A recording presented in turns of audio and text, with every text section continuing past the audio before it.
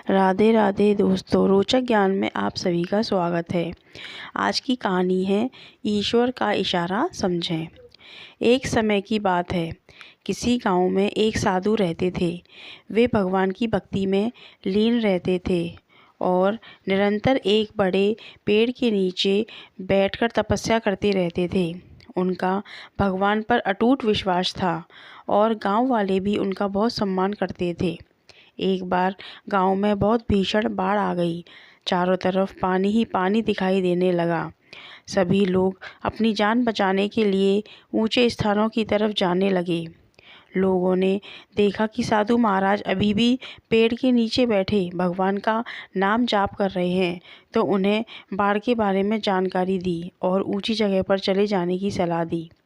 तब साधु ने कहा, तुम लोग अपनी जान बचाओ, मुझे तो मेरा भगवान बचाएगा।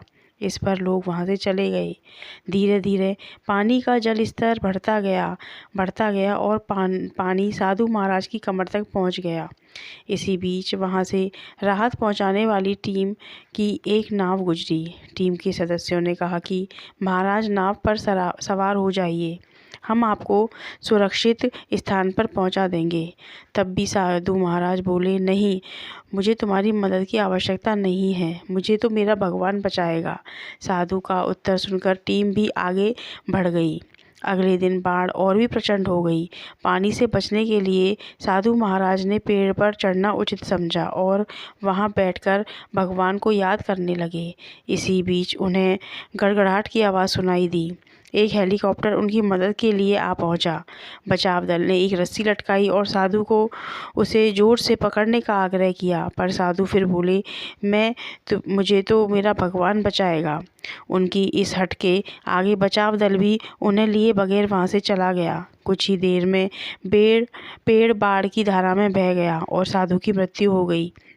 मरने के बाद साधु महाराज स्वर्ग पहुँचे और भगवान से बोले, हे भगवान, मैंने आपकी पूरी लगन के साथ आराधना की, तपस्या की, लेकिन जब मैं पानी में डूबकर मर रहा था तब आप मुझे बचाने नहीं आए।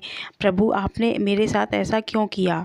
तब भगवान बोले, हे साधु महात्मा, मैं तुम्हारी रक्षा करने के लिए एक नहीं बल्कि 3 बार आया था।